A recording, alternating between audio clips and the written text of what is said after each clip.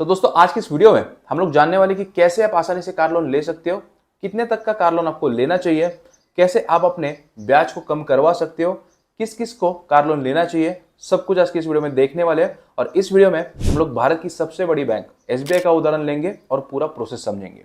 लगभग सारे बैंकों का जो प्रोसेस होता है वो सेम ही होता है और मैं कोशिश करूंगा कि ये वीडियो देखने के बाद आपको दूसरी वीडियो देखने की जरूरत ना पड़े। और दरअसल मैंने भी अपने कार के लिए ना एसबीआई से ही लोन लिया था, तो अपना पर्सनल एक्सपीरियंस भी मैं आगे आपके साथ शेयर करूंगा, तो वीडियो को एंड तक जरूर देखना। अब आज जो मैं आपको इन्फॉर्मेशन बताने वाला हूँ, ये सेम इन्फॉर्मेशन किसी भी ऑटो परचेस के लिए यानी कि टू व्हीलर्स हो गए, ईवी बाइक्स हो गई, कार हो गए, सबके लिए लागू होती है, क्योंकि एसबीआई के अंदर अलग से एक ऑटो लोन की कैटेगरी है जिसके अंदर कार लोन भी कवर हो जाता है। एसबीआई ब्रॉडली दो कैटेगरीज में लोन देता है। पहले हो गए वो लोग जो न्यू कस्टमर्स है, जहां पर ऐसे लोगों को लोन दिया जाता है जिन्होंने पहले कभी कोई भी किसी भी तरीके का एसबीआई से लोन नहीं ले रखा हो। और दूसरे हो गए वो लोग जिन्होंने किसी ना किसी प्रकार से एसबीआई से पहले लोन ले रखा हो। अब इसको एसबीआई लॉयल्टी स्कीम बोलता है और ये ज्यादातर जो जिन्होंने होम लोन लेके रखा है उनको ज्यादा प्रेफरेंस देता है। अब ये कैसे काम करता है मैं आपको आगे वीडियो में बताते रहूंगा, तो वीडियो को एंड तक जरूर देखना। अब कार लोन की बात कर ही रहे तो सबसे पहले ये समझते हैं कार लोन काम कैसे करता है। तो जब भी आप कार लोन लेते हो तो जिस भी डीलर से आप कार लोन लेते हो उस डीलर को बैंक आपके बिहाफ पर पैसे दे देता है और उसके बदले आप बैंक को मंथली पेमेंट्स करते हो। लेकिन इसके बदले बैंक आपसे आपकी गाड़ी गिरवी रख लेता है एज अ सिक्योरिटी। अब आप इसको हाइपोथिकेशन भी बोल सकते हो, लेकिन आप इसको सिंपल टर्म्स में सिक्योरिटी मान के चल सकते हो। अब बैंक आपसे गाड़ी क्यों गिरवी रख लेता है? क्योंकि अगर कल को आपने ईएमआई की पेमेंट्स टाइम पर नहीं करी तो बैंक आपकी गाड़ी को बेचकर अपना पैसा रिकवर कर सकता है। अब कई सारे बैंक ऐसे होते हैं जो कार लोन को ऑटो लोन के अम्ब्रेला के नीचे डाल देते हैं। तो अगर कल को कोई आपको बोले कि आपको कार लोन नहीं आपको ऑटो लोन मिल रहा है तो घबराना मत, ये कार लोन ही होता है। बट अगर कल को आपको कोई भी डीलर, कार डीलर आपको ये बोले कि आपको डीलर फाइनेंस हो जाएगा तो उसको गलती से भी मत लेना, क्योंकि वो एक ट्रैप है। उसके बारे में भी हम लोग डिस्कस करेंगे, लेकिन अभी के लिए बस इतना मान के चलो कि हमें कार लोन या फिर ऑटो लोन लेना है। चलो अब ये तो समझ आ गया कि कार लोन होता क्या है। अब ये समझते हैं कि एलिजिबिलिटी क्या क्या है। तो अगर आप एक सैलरीड एम्प्लॉय हो तो आपकी इनकम सालाना 3 लाख की होनी ही चाहिए।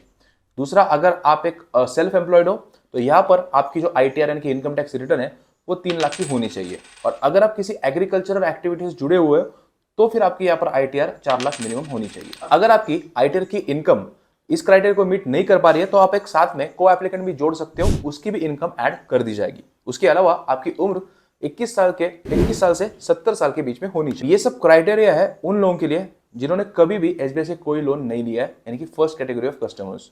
दूसरे कैटेगरी वो है जिन्होंने कुछ ना कुछ लोन एसबीआई से लिया हुआ है और खास करके होम लोन लिया है, तो उनके लिए ये क्राइटेरिया थोड़ा सा आसान है। यहाँ पर उनकी आईटीआर या फिर इनकम 2 लाख की मिनिमम होनी चाहिए सालाना। चलो अब ये समझते हैं कि बैंक कितने अमाउंट तक का लोन सैंक्शन कर सकते हैं। अब यार कार के केस में ना थोड़ा सा कॉम्प्लिकेटेड हो जाता है।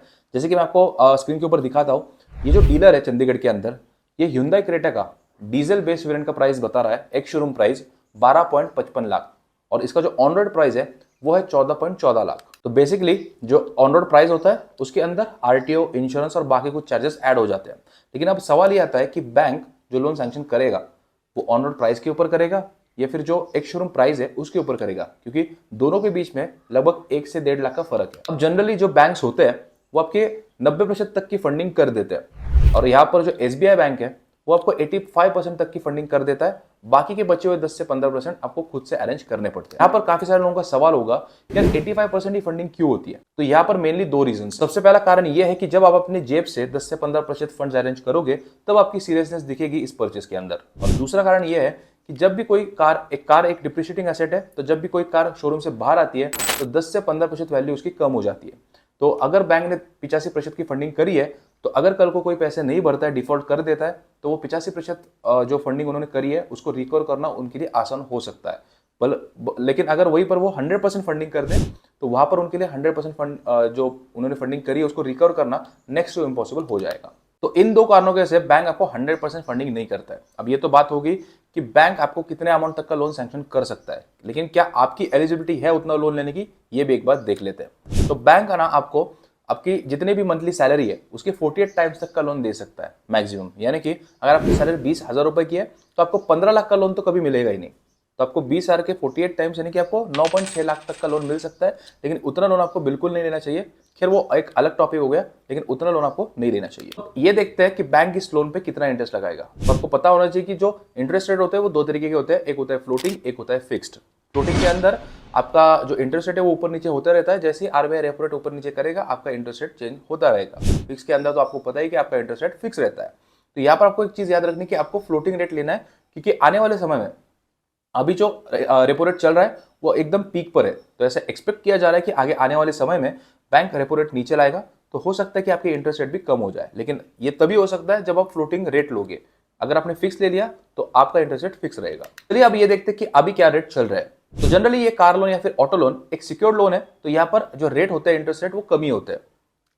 तो अभी जो फिलहाल सितंबर 2024 के अनुसार, अब ये तो इंटरेस्ट रेट जो होते हैं वो समय समय पर बदलते रहते हैं, लेकिन अभी सितंबर 2024 के अनुसार अभी जो रेट चल रहा है वो है 9.15% से शुरू हो जाते हैं। जैसे कि मैंने आपको बताया कि ये जो इंटरेस्ट रेट है ये फ्लोटिंग है, यानी कि समय समय पर बदलते रहते हैं।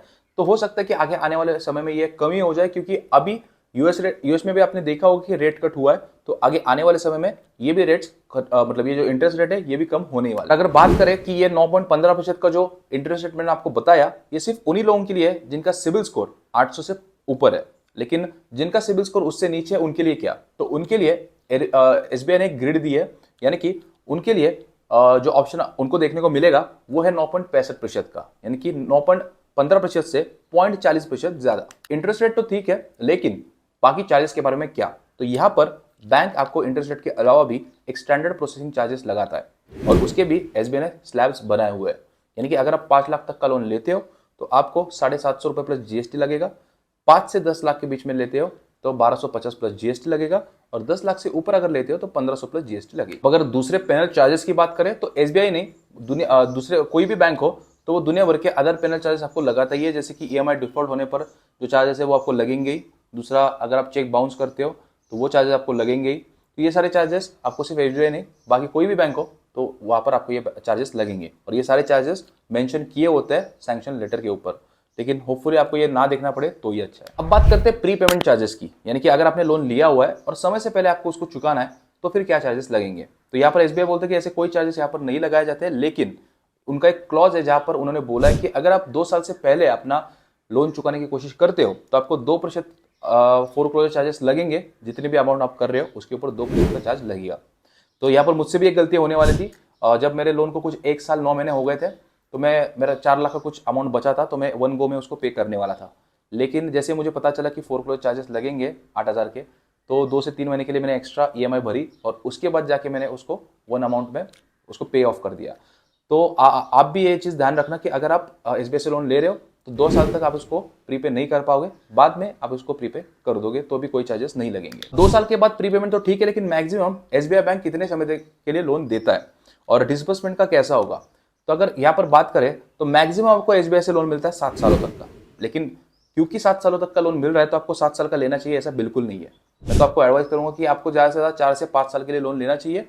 घर के मामले में थोड़ा अलग होता है, क्योंकि वहां पर आपको टैक्स बेनिफिट मिल जाता है। गाड़ी के बारे में ऐसा नहीं है, गाड़ी के बारे में आपको कोई टैक्स बेनिफिट नहीं मिलता है। हाँ, इलेक्ट्रिक गाड़ी अगर होगी तो उस केस में आपको 1.5 लाख तक का टैक्स बेनिफिट देखने को मिल जाता है under section 80 EEB on the interest paid. तो वहां पर थोड़ा सा केस अलग हो जाता है। वहीं पर अगर डिसबर्समेंट की बात करें तो ये काफी सिंपल है। जिस भी डीलर से आप कार ले रहे हो, बैंक पूरा पैसा उनको डायरेक्टली दे देगा और आपको बस मंथली पेमेंट बैंक को करनी पड़ेगी। लगभग ना कार लोन से जुड़ा हुआ हर एक पहलू हमने इस वीडियो में डिस्कस कर लिया है। और सच बताओ तो इस वीडियो को बनाने के लिए, ऐसे इन्फॉर्मेशन आप तक लाने के लिए बहुत मेहनत लगती है। तो अगर आपको वीडियो सच में पसंद आया हो तो एक छोटा सा कमेंट बस कर देना, 2 सेकंड 3 सेकंड लगेंगे। This is the best video on car loan, बस इतना सा कमेंट कर देना, हमारी मेहनत सफल हो जाएगी। यहाँ पर मैं आपको 2 सीक्रेट्स बताना चाहूंगा जो आपको कहीं और नहीं सुनने के लिए मिलेंगे। सबसे पहले कि जैसे मैं आपको बताया था कि डीलर फाइनेंस के लिए अगर आपको कोई बोलता है तो आपको उस ट्रैप में नहीं फंसना है। और ऐसा मैंने इसलिए बोला था क्योंकि जब भी आप डीलर गाड़ी देखने के लिए जाते हो तो कार डीलर आपको बोलता है कि हमारे पास 4 से 5 ऑप्शंस है फाइनेंस करवाने के लिए, तो उसी को हम लोग बोलते हैं डीलर फाइनेंस। अब ऐसा आपको क्यों नहीं करना है, क्योंकि जब भी आप उनसे लोन लोगे तो आपको थोड़ा सा महंगा पड़ेगा 1 से 2%, और जो 1-2% आप दोगे एक्स्ट्रा वो आपके ही जेब से जाने वाला है। क्योंकि होता क्या है, बैंक इनको थोड़ा सा कमीशन दे देता है इन डीलर्स को अगर ये लीड्स लेके आते हैं। तो जैसे आपको एसबीआई के अंदर 9.50% पे लोन मिल रहा है, अगर इन डीलर से आप लोन करवाओगे तो वही लोन आपको 10.50% का मिलेगा। तो एक बार प्लीज रेट जरूर चेक कर लेना। अगर आप इनसे फाइनेंस करवाना भी चाहते हो तो प्लीज एक बार रेट कंफर्म जरूर कर लेना। दूसरा जो सीक्रेट है वो है shop around for bank loans.